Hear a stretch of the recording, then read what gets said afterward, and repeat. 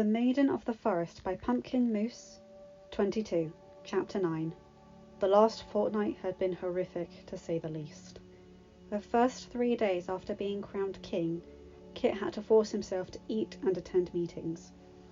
There were several days following that, however, in which he refused to get out of bed, and forced the Grand Duke to leave him to wallow until he was ready to meet the challenges of the day.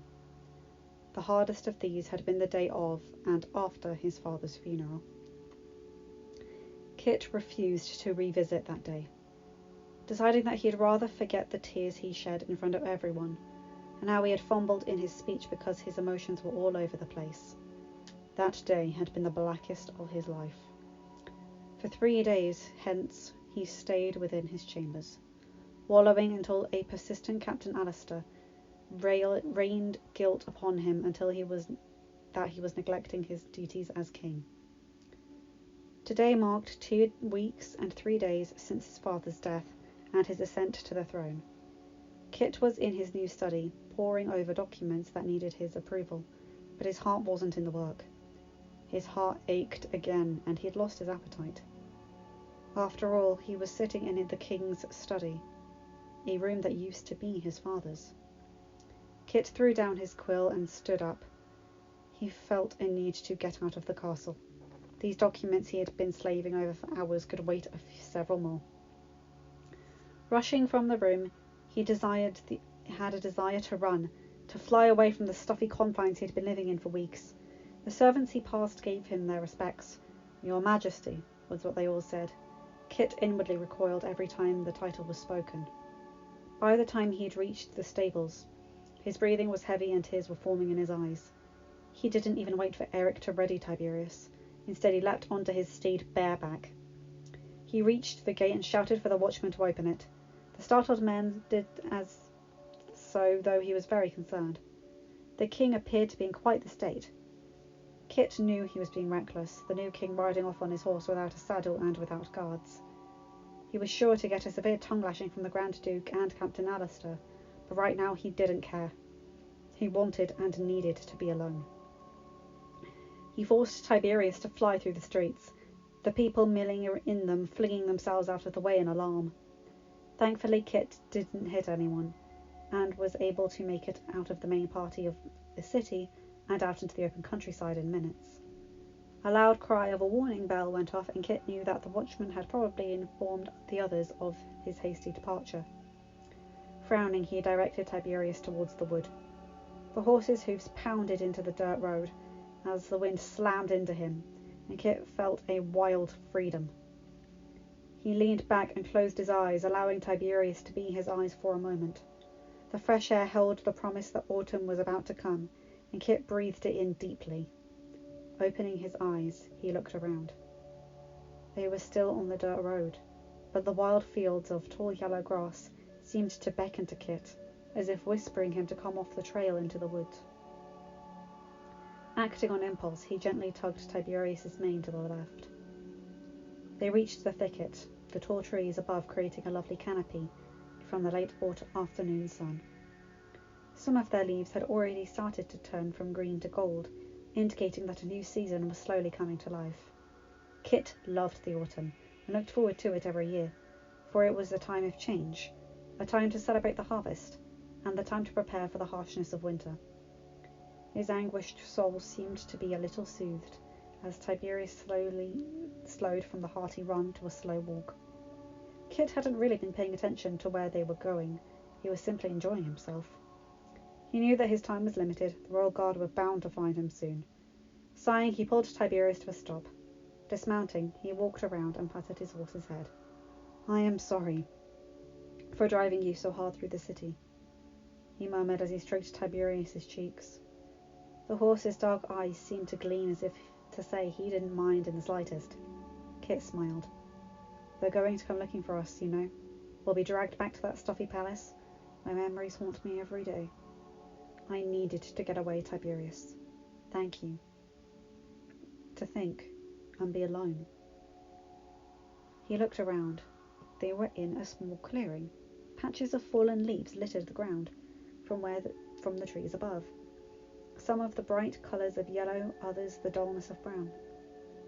As Kit took in the scene, a sudden prickle on the back of his neck sent shivers running up and down his spine, and he had a feeling he had been here before. That's why he noticed the flowers in the tree. How on earth could he miss them? They were a brilliant cerulean blue, their tiny petals dancing around in a small yellow centre.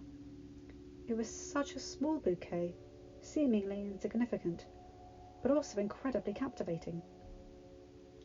Drawn to the tree, Kit gently reached to remove the flowers and saw a folded note. His heart was banging in his chest as he twisted the paper in his hands. Mr. Kit was written in an elegant scrawl of black ink. Without a second thought, Kit flipped open the note, his eyes flying down the page, his heart slamming against his ribs. My apprentice monarch, I learned this morning of your father's passing. I am so terribly sorry for your loss. If circumstances were different, I would fly to where you are, but these flowers and this note are all I can give. I am sorry they are not majestic roses, but I feel they are adequate to describe my thoughts and feelings.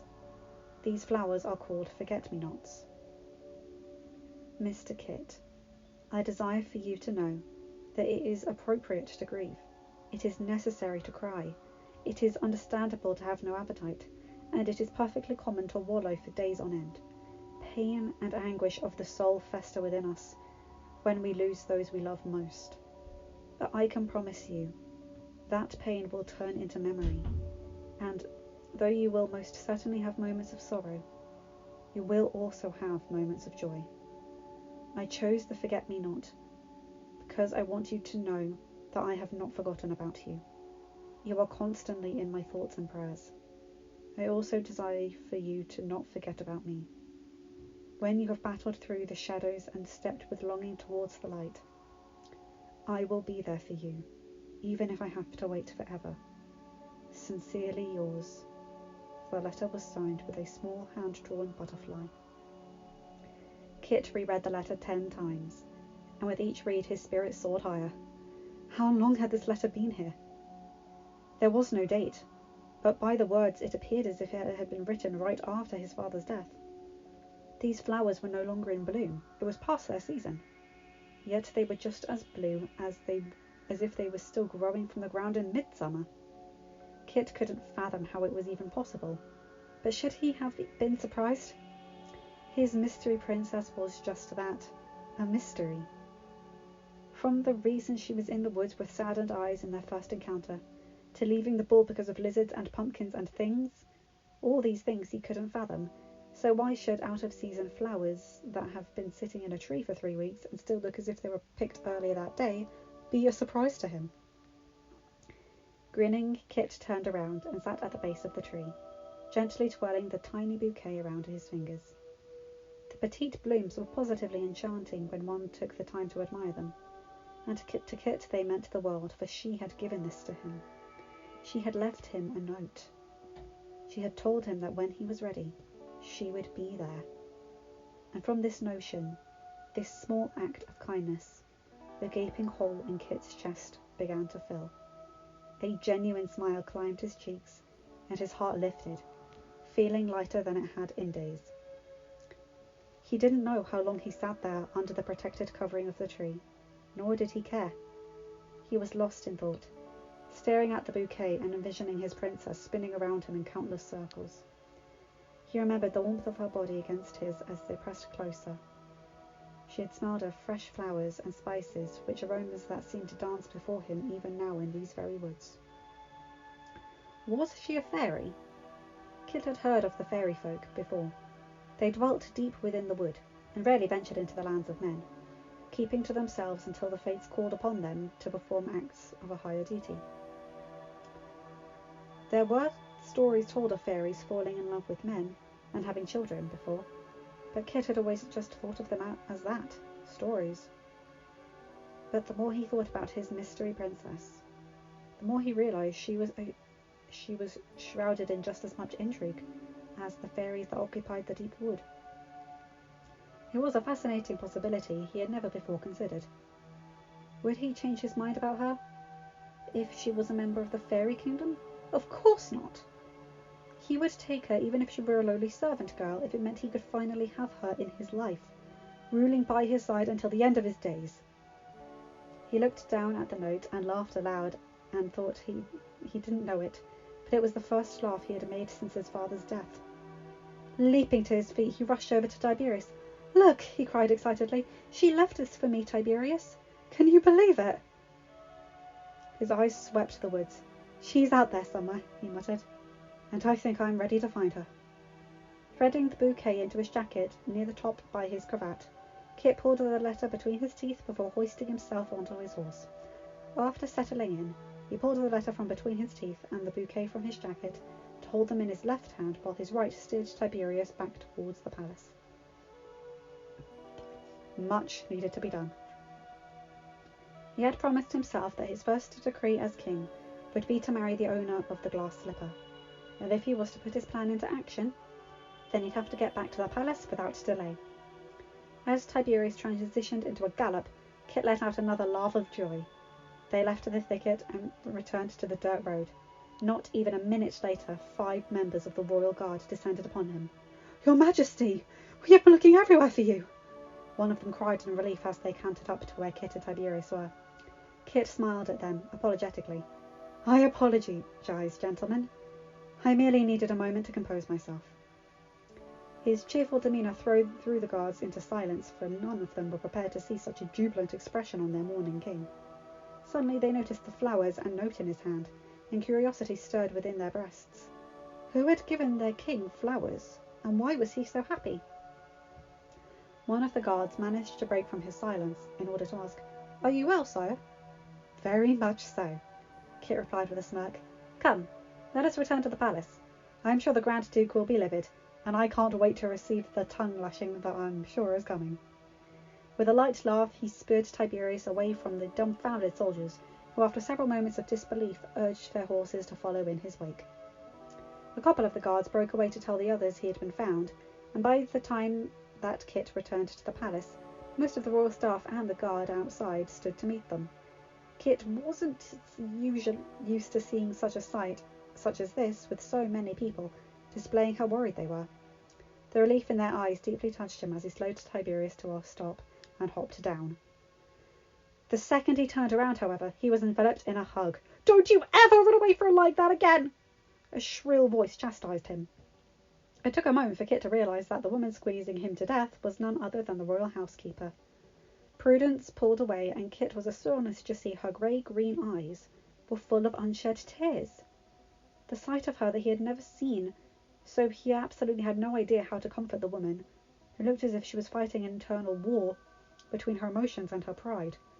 Swallowing, he rubbed the back of his neck. "I'm sorry," was all he could think to say. Prudence exploded. "Have you any idea how distraught we were, when none of us knew if we could find you? What were you thinking, running off like that?" "I wasn't." "Exactly," she interrupted. "You weren't thinking. Oh, the very idea. Getting all worked up and then fleeing from the palace grounds without so much as a saddle. It was uncouth, your Majesty. Childish behaviour such as that can never happen again. Do you understand?" Kit knew she was genuinely expressing not only her worry, but the entire staff's as well. But he couldn't help it. He let out a laugh. He laughed so hard he could hardly stand. He was the king, and he was being reprimanded by his housekeeper. His sides began to hurt over as he reared back his head, joyfully releasing pumped-up energy. To the shock of every person in the vicinity, he reached forward and hugged Prudence before stepping away with a twinkle in his eyes. "Forgive me for laughing, Prudence," he chuckled. "As a king, I am not used to being scolded by my housekeeper." Prudence's face reddened a little as she tried to compose herself. "Well, you were in need of one," she snapped. Kit inclined his head. "Yes, my good lady, I was." Every mouth in the vicinity dropped open. The man who stood before them now was not the man who had wandered the halls yesterday. Their shock deepened as Kit turned his attention to everyone in general. "Thank you for all of your kindness and patience with me. I assure you now that I am all fine. Come, let us go inside." And with that, he happily climbed the stairs with a spring in his step. Once it became known that he had returned, the Grand Duke swooped upon him, gave him an even bigger tongue-lashing than Prudence.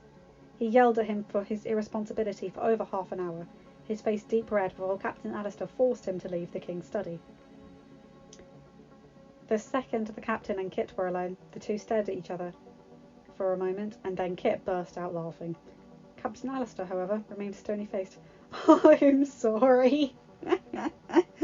Kit laughed, trying to compose himself. "Kit, what you did was entirely irrational." "I know," Kit said, now devoid of laughter. The captain stared at him for only a moment before offering a smile. "Though what you did should never be done again. I see it did you good. This is the first time I've seen you cheerful since—" "It's okay, Alistair," Kit assured, a tad solemn. He looked down at the small forget-me-not bouquet, and his smile returned. "You're right of one thing. I am better than I have been in a long time." "What happened?" Kit held up the flowers. "She happened, Alistair." The captain's eyes widened. "You saw her again? Your mystery princess? Is she here?" "No," Kit sighed, shaking his head. "She left this for me, along with the letter." The captain broke into his own genuine smile. "And what did the fair lady say that lifted your spirits so, your majesty?" "She said that after the time of mourning has passed, she will be there for me. She's waiting until I am ready." "And are you?" Kit's entire face split into a dazzling smile. "I think I am, my friend.